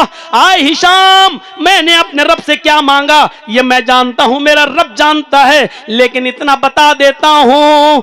آئے ہشام تم کہتے ہو مجھ سے سونا مانگو، چاندی مانگو، گلہ مانگو، اناج مانگو، کپڑا مانگو، انہی دنیا کا سوال کرو. جب میں نے اپنے رب کے سامنے اپنے ہاتھوں کو بلند کیا، اپنے رب سے مانگا، تو ما سال تو دنیا میں یملکوہا فکیف سلوہا من لا یملکوہا، تو دنیا تو میں نے اس سے بھی نہیں مانگی جو دنیا کا مالک ہے. جب میں نے ہاتھ اٹھا کر اللہ کو پکارا تو دنیا کا سوال تو میں نے اس سے بھی نہیں کیا، سونا اور چاندی، کپڑا اور لتا تو میں نے اس سے بھی نہیں مانگا، ہیرے اور جواہرات تو میں نے اس سے بھی نہیں مانگے جو دنیا کا مالک ہے. فکیف سلوہا من لا یملکوہا، تو میں اس سے دنیا کیا مانگوں جو آج مرا اور کل یہ حکومت دوسرے کے ہاتھ میں، آج مرا اور کل یہ خلافت دوسرے کے سپرد. ارے دنیا کا تو مالک ہی نہیں تو تو میری کیا مدد کر سکتا ہے؟ دنیا تو میں نے اس سے بھی نہیں مانگی جو دنیا کا مالک ہے. میرے بھائیوں غور کرو، صحابہ کے دل میں دنیا کی یہ حیثیت نبی اکرم کی تعلیم کی وجہ سے پیدا ہوئی تھی، تو خود محمد رسول اللہ کے دل میں دنیا کی حیثیت کیا رہی ہو؟ اس نے اپنا معاملہ بھی بتا دیا کہ لوگوں میں بیویوں سے ملتا بھی ہوں، میں محنت و مزدوری بھی کرتا ہوں، میں کماتا بھی ہوں، بیویوں کو کھلاتا بھی ہوں، بچوں کی اچھی تعلیم و تربیت بھی کرتا ہوں، میں رہبانیت اختیار نہیں کرتا ہوں، لیکن پھر بھی دنیا کی حیثیت میری نظر میں یہ ہے. عبداللہ ابن مسعود کی وہ روایت اٹھاؤ جس کو امام ترمذی ابواب الزہد کے اندر لائے ہیں کہ نام رسول اللہ صلی اللہ علیہ وسلم علی حصیر وقد اثر فی جنبہ، کہ اللہ کے نبی صلی اللہ علیہ وسلم ایک چٹائی کے اوپر سو گئے، جب سو کر اٹھے تو پیٹھ پر نشان پڑ چکے تھے، داغ پڑ چکے تھے. فقلنا یا رسول اللہ لو اتخذنا لک وطان، نبی اکرم کی پیٹھ پر جب ہم نے نشان دیکھے، نبی اکرم کی پیٹھ پر جب ہم نے نشان دیکھے تو ہماری آنکھوں میں آنسو آ گئے اور کہا اے اللہ کے نبی یہ یہود و نصارہ تو نرم گرم بستروں پر سوئیں اور ہمارا نبی ٹوٹی پھٹی چٹائی پر لیٹے. لو اتخذنا لک وطان، ہم آپ کے لیے ایسا بستر بنا دیتے ہیں جس پہ آپ کو آرام سے نیند آ جائے گی، آپ کے لیے نرم گرم بستر کا انتظام کر دیتے ہیں. نرم گرم بستر پر لیٹنا منع نہیں ہے، صوفے پر لیٹنا منع نہیں ہے، گدے پر لیٹنا منع نہیں ہے، لیکن اللہ کے نبی صلی اللہ علیہ وسلم نے اس کے جواب میں عبداللہ ابن مسعود کو جو جواب دیا وہ جواب یہ تھا اے عبداللہ تم میرے لیے نرم گرم بستر کا انتظام کرنا چاہتے ہو، مالی ولی دنیا مانا فی الدنیا الا کراکب استظل تحت شجرہ. اے عبداللہ میں تو اس دنیا میں ایک مسافر کی طرح ہوں جو تھکا ہے اور تھک کر چور ہو گیا اور کوئی سایہ دار درخت کے نیچے تھوڑی دیر آرام کرنے کے لیے بیٹھ گیا. ثم راحا، تھوڑا آرام کیا، وَتَرَكَهَا، اور اس سایہ دار درخت کو چھوڑ کے چلا گیا. جس طرح تھکا ہوا مسافر اس پیڑ کے نیچے ہمیشہ نہیں رہتا، میں بھی اس دنیا میں ہمیشہ کے لیے نہیں آیا ہوں، چند دنوں کے لیے آیا ہوں، تو پھر میرے لیے کیا ہے دنیا؟ مجھے کوئی ضرورت نہیں اس نرم گرم بستر کی۔ اگر نرم گرم بستر کا انتظام کر دو اور پھر میں تہجد میں نہ اٹھ سکوں تو پھر فائدہ کیا ہے؟ فجر کی نماز جماعت سے ادا نہ کر سکوں تو پھر فائدہ کیا ہے؟ تو میرے پیارے ساتھیوں، اس تعلیم کا اثر سالم ابن عبداللہ پر یہ پڑا تھا کہ وہ ہشام سے کہہ رہے تھے کہ ما سألت الدنیا ما یملکھا، ارے دنیا تو میں نے اس سے بھی نہیں مانگی جو دنیا کا مالک ہے۔ غور کرو صحابی کے نظر میں دنیا کی حیثیت کیا ہے، پھر نبی کی نظر میں دنیا کی حیثیت کیا ہے، اور پھر یہ دنیا جس نے بنائی اس بنانے والے کی نظر میں، اللہ کی نظر میں دنیا کی حیثیت کیا ہے۔ سننا چاہتے ہو تو سنو اسی ترمذی کی حدیث، لو کانت الدنیا تعدل عند اللہ جناح بعوضۃ ما سقى کافرا منہ شربۃ ماء۔ اللہ کے نبی صلی اللہ علیہ وسلم فرماتے ہیں کہ اگر اس دنیا کی حیثیت اللہ کی نظر میں، اس دنیا کی حیثیت اللہ کی نظر میں مچھر کے پر کے برابر بھی ہوتی تو اللہ کسی کافر کو ایک گھونٹ پانی بھی نہیں پینے دیتا۔ ایسیوں میں رہو، طرح طرح کی نعمتیں کھاؤ، اس دنیا ہی میں من و سلوہ حاصل کر لو، پیزے برگر اور تمام مرخن غذائیں کھا لو، لیکن ہم تمہیں یہ نعمتیں اس لیے دے رہے ہیں کیونکہ دنیا کی حیثیت میری نظر میں مچھر کے پر کے برابر بھی نہیں ہے۔ یاد رکھنا، دنیا کو ضرورت کے تحت استعمال کرو، دنیا سائے کی طرح ہے۔ آپ سائے کو پیچھے کر لیجئے، سایہ، اور آگے کی طرف بھاگیے تو سایہ آپ کے پیچھے پیچھے بھاگے گا۔ سائے کو آپ سامنے رکھیں گے اور پھر سائے کی طرف بھاگیں گے تو جتنی تیز آپ بھاگیں گے اس سے زیادہ تیز اسپیڈ سے سایہ بھاگے گا۔ وہ آپ جتنا دوڑیں گے سایہ آپ سے آگے نکلے گا۔ یعنی آپ دنیا کو جتنا چاہیں گے دنیا مزید آپ کے سامنے کھل کر آئے گی کہ اور حاصل کرو۔ آپ سائیکل لیں گے، آپ کو پھر بائک کی ضرورت پڑ جائے گی۔ آپ جب بائک لیں گے تو پھر دنیا چیخ چیخ کے کہے گی نہیں اب آپ کو 4 ویلر کی ضرورت ہے۔ آپ ویگنار، i10، ماروتی، سوزوکی اور آپ اسی طریقے سے یہ گاڑیاں خرید لیں گے تو دنیا پھر چیخ کر کہے گی نہیں فارچونر لے لو، انووا لے لو۔ آپ اس سے بھی جب آگے بڑھیں گے تو اور زیادہ 10 اور 20 کروڑ کی گاڑیوں پر آپ کی نظر۔ آپ جتنا اس دنیا کو چاہیں گے یہ دنیا آپ سے مزید مطالبہ کرے گی، اور جب سائے کو آپ اپنے پیچھے کر کے جب آگے کی طرف بھاگیں گے تو جتنا تیز آپ بھاگیں گے سایہ آپ کے آگے نہیں نکلے گا، وہ آپ کے پیچھے پیچھے دوڑے گا۔ یعنی دنیا کی حیثیت یہی ہے، دنیا سے جتنا تم اس کو پیٹ کے پیچھے رکھو گے یہ آپ کے پیچھے پڑے گی۔ دنیا کو اپنا غلام بناؤ، دنیا کے غلام مت بنو، دنیا کے غلام مت بنو، دنیا کو اپنے ضرورت کے تحت استعمال کرو، دنیا کو اپنے سر پہ مت بٹھاؤ۔ میرے پیارے ساتھیوں، مولانا رومی نے ایک مثال پیش کی ہے کہ دنیا کی حیثیت پانی کی طرح ہے اور انسان کی حیثیت کشتی کی طرح ہے۔ انسان کی مثال کشتی کی طرح ہے اور دنیا کی مثال پانی کی طرح ہے۔ انسان ہے یہ اور یہ دنیا۔ اب دیکھیے آپ، یہ دنیا ہے یعنی پانی، یہ انسان ہے یعنی کشتی۔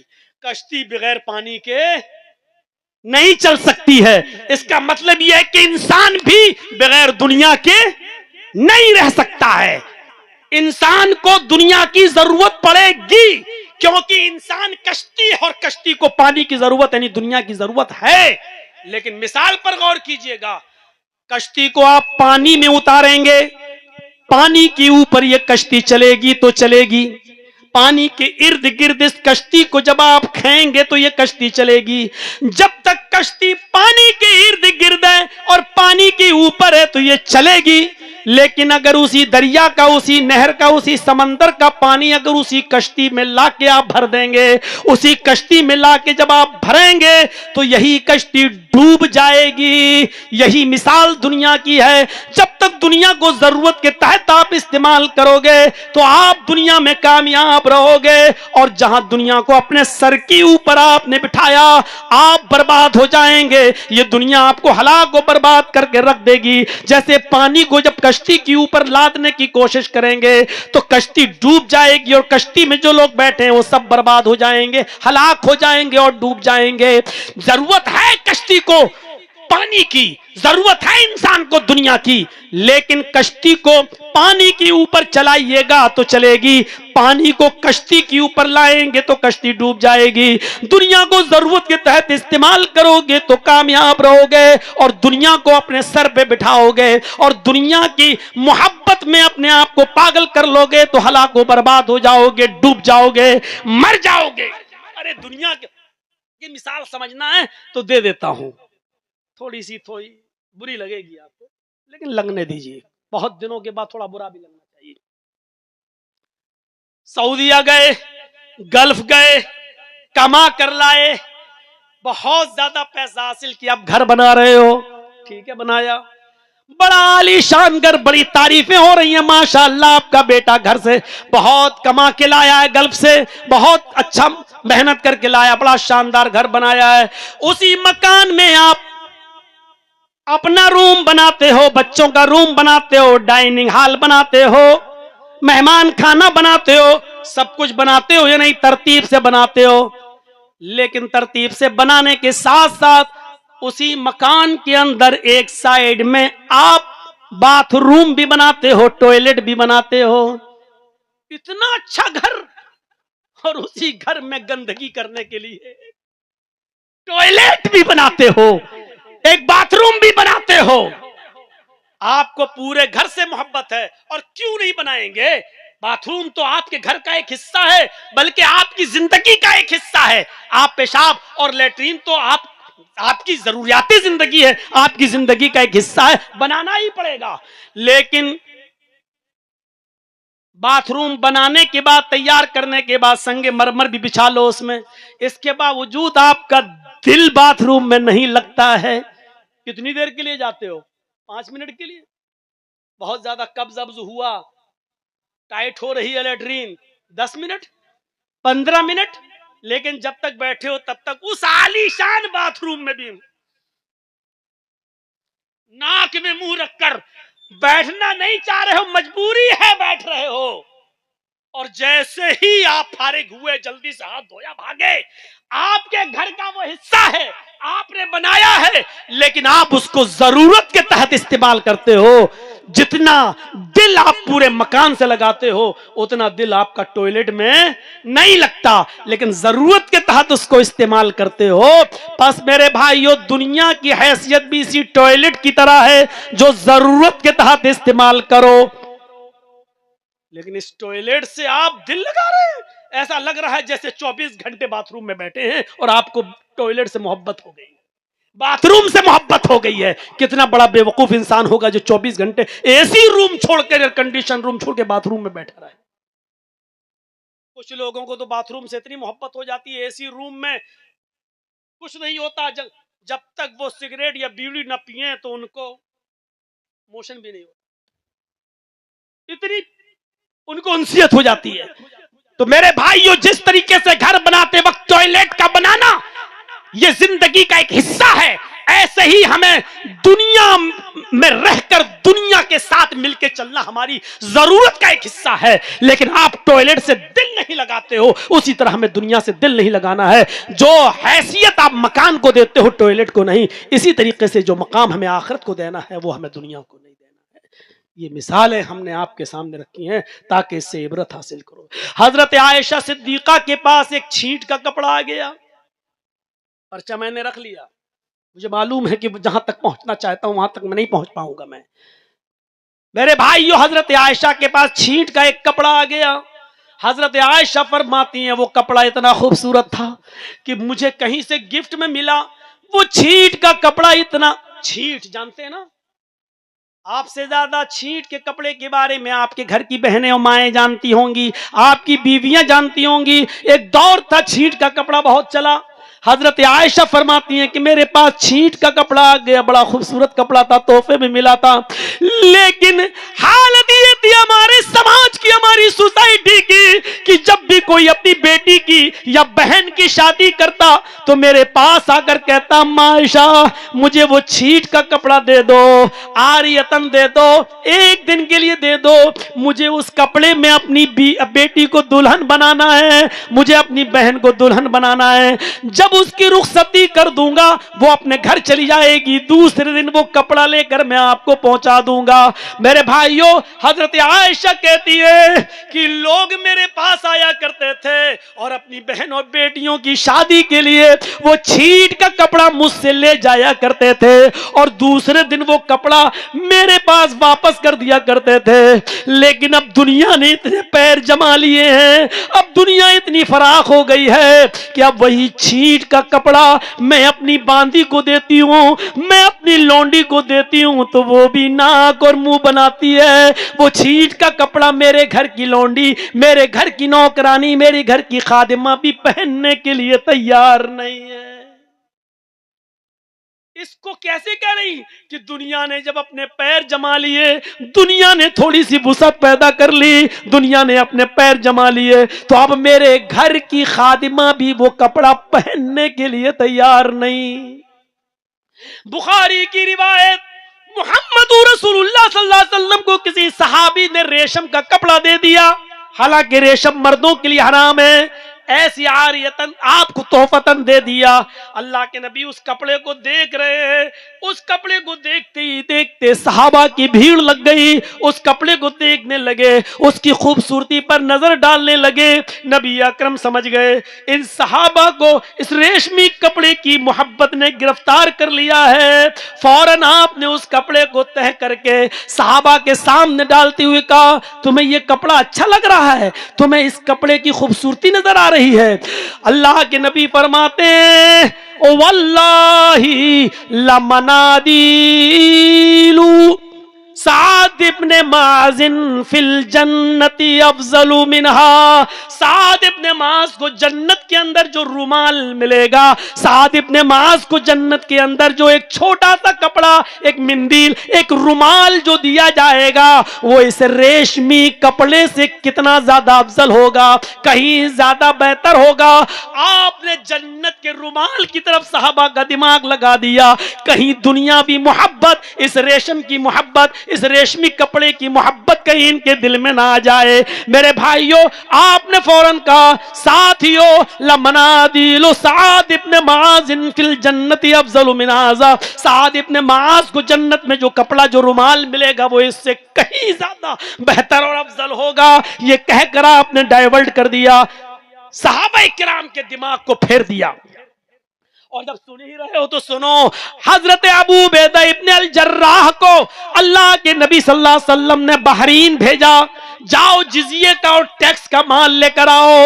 ابو عبیدہ ابن الجراح جب جزیہ اور ٹیکس کا مال وہاں سے لے کے آئے اور مدینے کے انصاریوں کو پتا چل گیا کہ فجر کے بعد یہ مال تقسیم ہوگا تو وہ پہلے ہی مسجد نبوی میں آ کر بیٹھ گئے اور فجر کی نماز سے پہلے مسجد نبوی بھر گئی۔ اللہ کے نبی جب نماز پڑھانے کے لیے آئے اور جب نماز سے فارغ ہو گئے تو آپ نے فرمایا آئے مدینے کے انصاریوں، شاید تمہیں پتا چل گیا ہے کہ حضرت ابو عبیدہ ابن الجراح بحرین سے جزیہ و ٹیکس کا مال لے کے آئے جو آج تقسیم ہوگا۔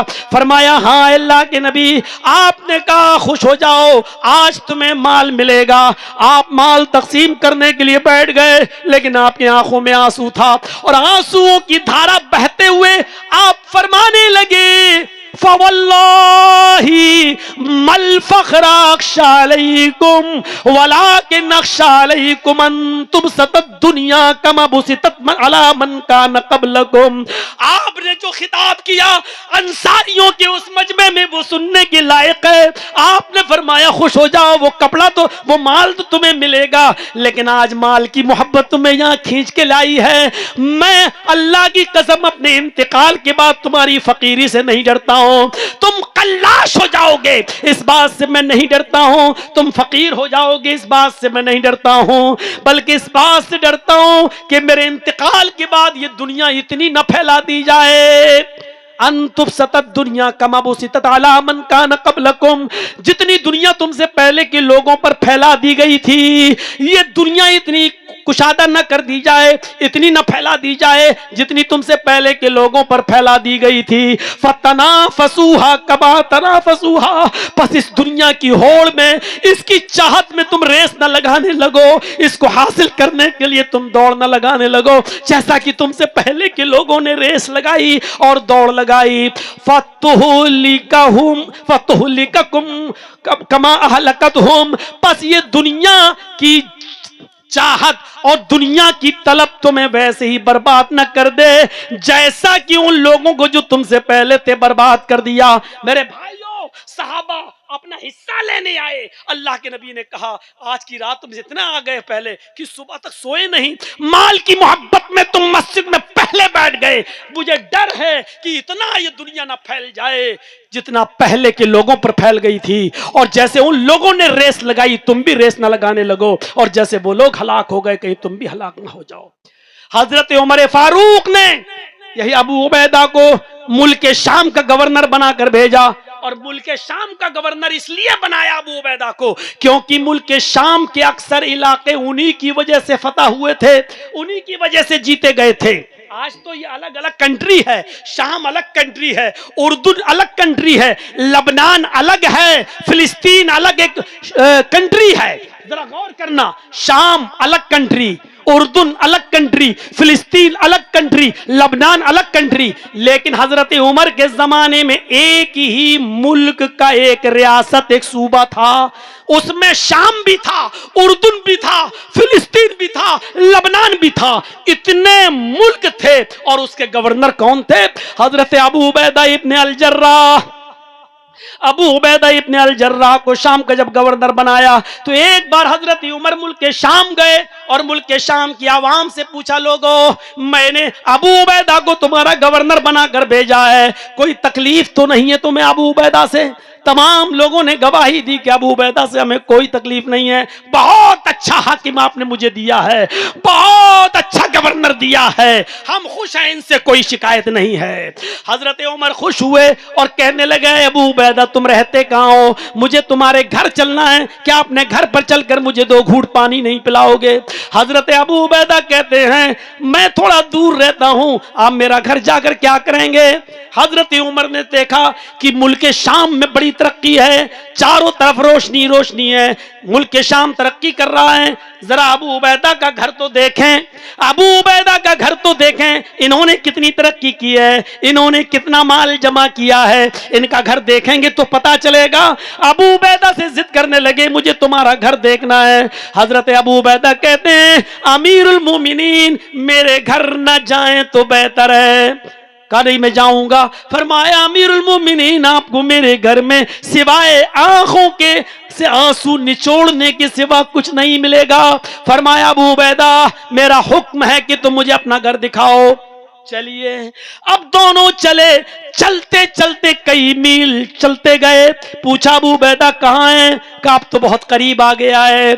अब दमिश्क में जो शाम की राजधानी है, दमिश्क में एंट्री होती है, दमिश्क में दमक चमक देखते हैं। अमीरुल मोमिनीन मुस्कुराते हैं, माशाअल्लाह बहुत अच्छा काम किया है, यहाँ की रियाया के लिए तुमने बहुत सहूलतें मुहैया फरमा दी हैं, लेकिन तुम्हारा घर कहाँ है?